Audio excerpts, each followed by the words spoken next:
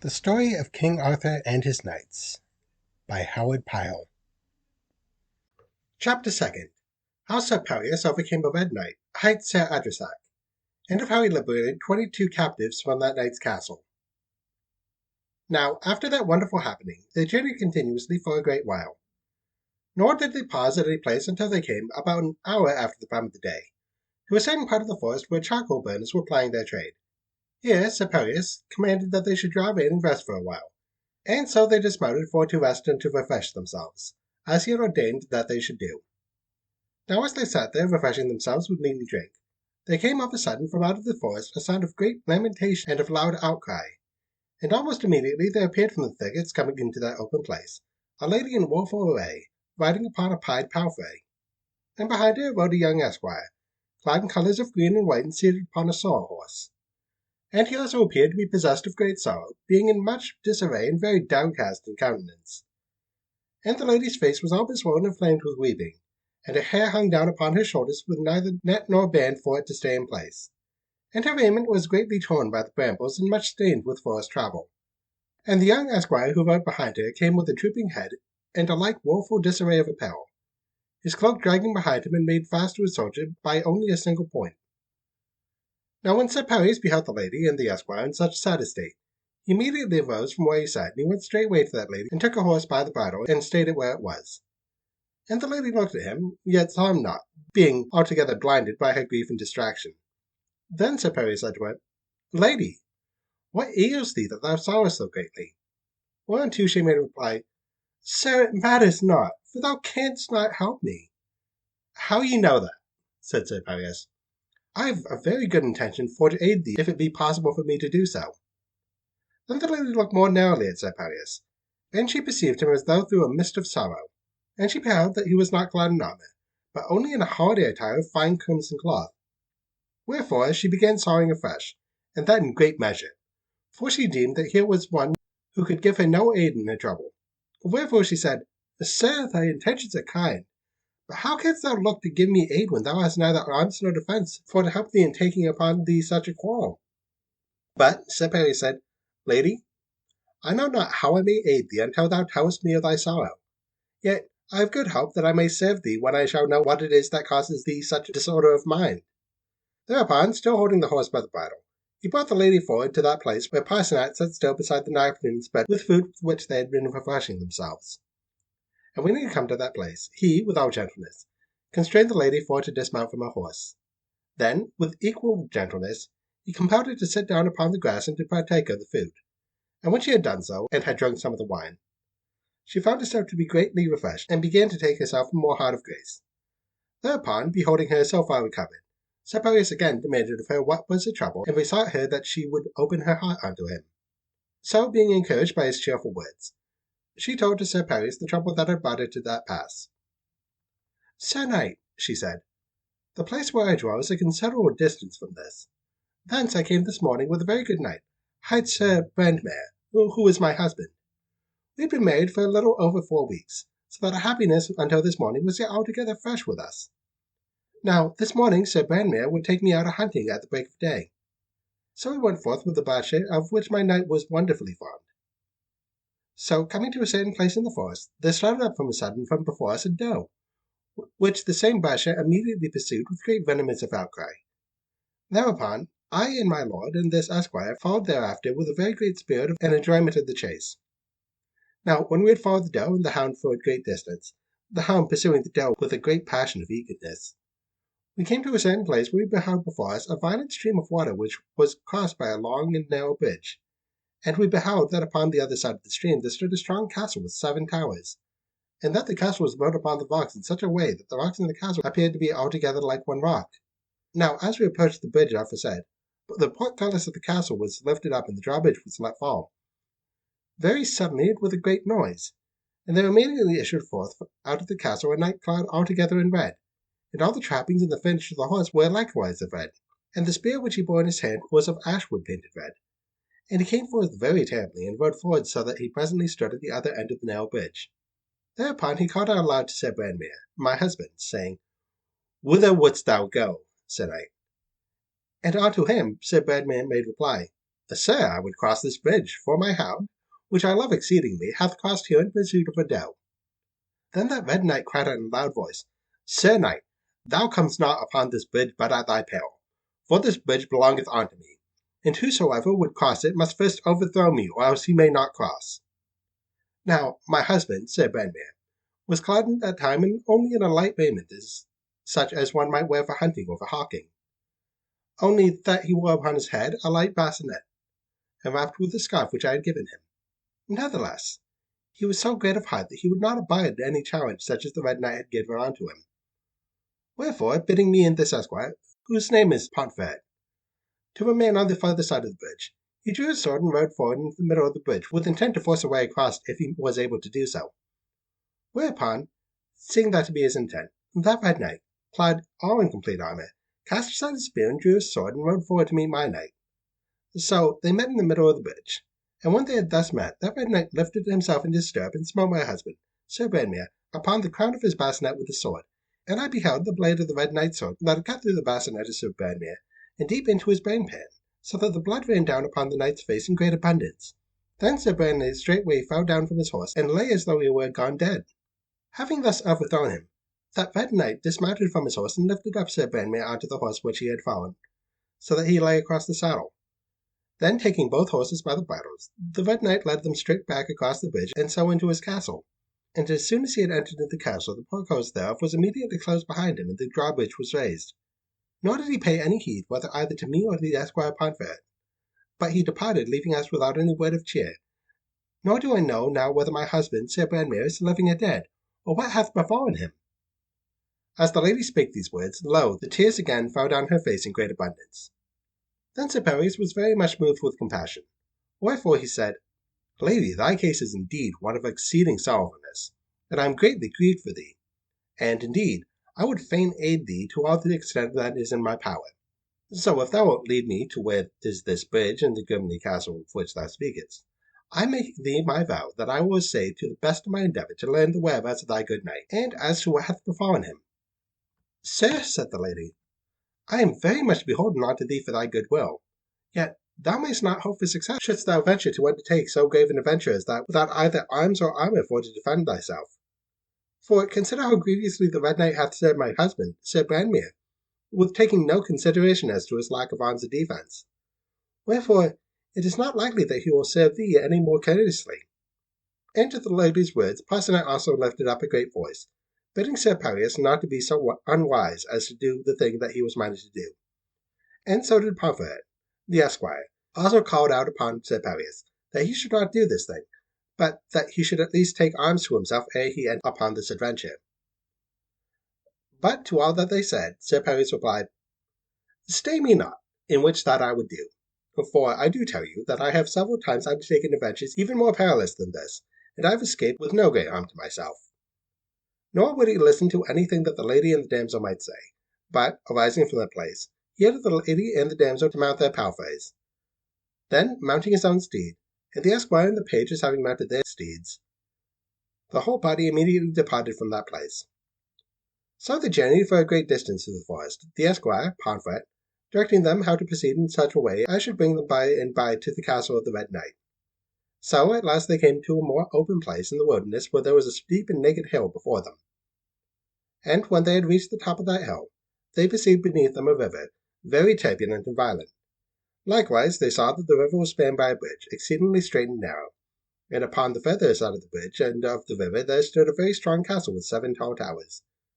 Moreover, the castle and the towers were built upon the rocks, very lofty and high, so that it was hard to tell where the rocks ceased and the walls began. Wherefore, the towers and the walls appeared to be altogether one rock of stone. Then the esquire, Pontefract, pointed with his fingers and said, Sir Knight, yonder is the castle of the Red Knight, and into it he bare Sir Branmere after he had been so grievously wounded. Then Sir Pelleas said unto the lady, Lady, I will presently inquire as to thy husband's welfare. Therewith he set spurs to his horse and rode down the hill onto the bridge with great boldness. And when he had come nigh to the bridge, lo, the portcullis of the castle was lifted, and the drawbell was let fall with a great noise and tumult. And straightway there issued forth from the castle a knight clad all in armour and accoutrements of red. And this knight came forward with great speed towards the bridge's head. Then when Sir Pellias saw him approaching so threateningly, he said unto those who had followed him down the hill, Stand fast where ye are, and I will go forth to bespeak this knight, and inquire into the matter of that injury which he hath done unto Sir Branmere. Upon this the squire Pomfret said unto him, Stay, Sir Knight, thou wilt be hurt. But Sir Pellias said, Not so, I shall not be hurt. So he went forth very boldly upon that bridge. And when the Red Knight saw him approach, he said, Ha! Who art thou who dares to come thus upon my bridge? Unto him Sir Pellias made reply, It matters not who I am, but thou art to know, thou discourteous knight, and I am come to inquire of thee, where thou hast deposed of that good knight Sir Branmere, and to ask of thee why thou dost entreat him so grievously a short time since. At this, the Red Knight was very full of wrath. Ha ha! He cried vehemently, That thou shalt presently learn to thy great sorrow, for as I have served him, so shall I quickly serve thee, so that in a little while I shall bring thee unto him, and then thou mayst ask him whatsoever thou dost list. But, seeing thou art unarmed and without defence, I would not do to thee any bodily ill. Wherefore, I demand of thee that thou shalt presently surrender thyself unto me. Otherwise, it will be very greatly to thy pain and sorrow if thou compellest me to use my force for to constrain that surrender. Then Sir Pellias said, What? Wouldst thou assail a knight who is altogether without arms and defence as I am? And the Red Knight said, Assuredly I shall do so, if thou dost not immediately yield thyself unto me. Then, quoth Pellias, thou art not fit for to be dealt with as beseemeth a tried knight. Wherefore, should I encounter thee, thy overthrow must be of such a sort that might shame any belted knight who weareth golden spurs. Thereupon he cast his eyes for a weapon to fit his purpose, and he beheld that there was a certain huge stone was loose in the coping of the bridge. Now, this stone was such of a size that 5 men of usual strength could hardly lift it. But Sir Pellias lifted it from that place with great ease, and, raising it with both hands, he ran quickly towards that Red Knight, and flung that rock at him with much force. And the stone smote the Red Knight upon the middle of the shield, and drave him back into the breast with great violence. And the force of the blow drave the knight backward from his saddle, so that he fell down onto the earth from his horse, with a terrible tumult, and lay upon the bridge like one who was altogether dead. And when they within the castle who looked from thereon saw that blow, and when they beheld the overthrow of the Red Knight, they lifted up their voices in great lamentation, so that their outcry thereof was terrible to hear. But Sir Pellias ran with all speed to the fallen knight, and set his knee upon his breast. And he unlaced his helmet and lifted it, and he beheld the face of the knight was so strong and comely that he was not altogether dead. So, when Sir Pellias saw the Red Knight was not dead, and when he perceived that he was about to recover his breath from the blow that he had suffered, he drew that knight's miscordia from the sheath, and set the point to his throat, so that, when the Red Knight awoke from his swoon, he beheld death, in the countenance of Sir Pellias, and in the point of the dagger. So when the Red Knight perceived how near death was to him, he besought Sir Pellias for mercy, saying, Spare my life unto me. Whereunto Sir Pellias said, Who art thou? And the knight said, I am hight Sir Andresack, surnamed of the 7 Towers. Then Sir Pellias said to him, What hast thou done unto Sir Branmere, and how doth it fare with that good knight? And the knight replied, He is not so seriously wounded as you would suppose. Now, when Sir Branmere's lady heard this speech, she was greatly exalted with joy, so that she smote her hands together, making great cry of thanksgiving. But Sir Pellias said, Now tell me, Sir Andresack, hast thou other captives beside that knight, Sir Branmere, at thy castle? And to which Sir Andresack replied, Sir Knight, I will tell thee truly. There are in my castle 21 other captives beside him, 18 knights and esquires of degree, and 3 ladies. For I have defended this bridge for a long time, and all who have undertaken to cross it, and those I have taken captive and held for ransom. Wherefore I have taken great wealth and gained great estate thereby. Then Sir Pellias said, Thou art, sooth me, a wicked and discourteous knight, so to serve travellers that come thy way, and I would do well for to slay thee while thou liest.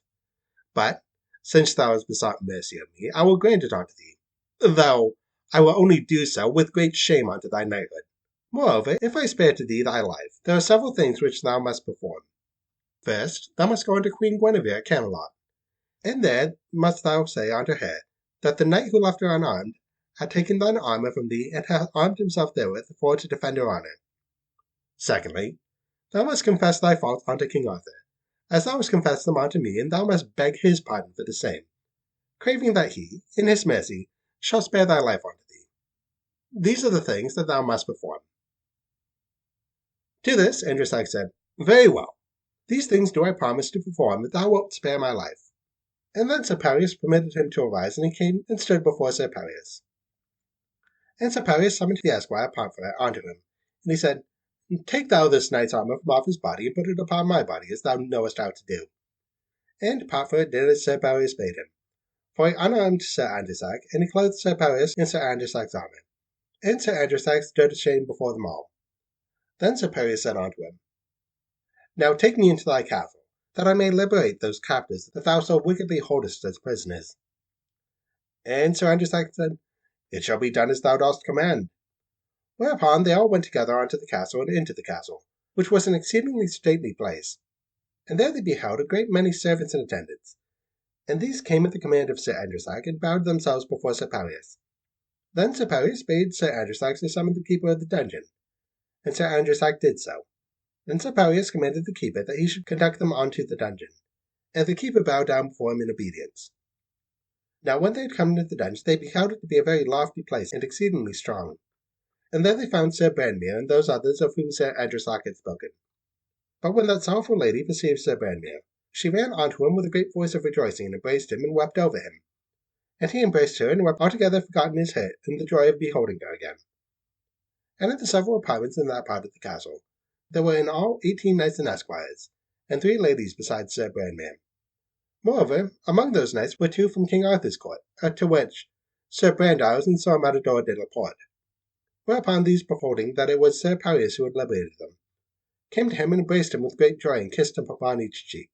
And all those who were liberated made great rejoicing, and gave Sir Paris such praise and acclaim that he was greatly contented therewith. Then when Sir Paris beheld all those captives who were in the dungeon, he was very wroth with Sir Andresack. Wherefore he turned unto him and said, Begone, Sir Knight, for to do that penance which I imposed upon thee to perform. For I am greatly displeased with thee, and fear me lest I should repent of me my mercy to thee. Thereupon Sir Andresack turned him away, and he immediately departed from that place. And he called to him his esquire, and took him away to ride away to Camelot, for to do that penance which he had promised Sir Paris to do. Then, after he was gone, Sir Paris and those captives whom he had liberated went through the divers part of the castle.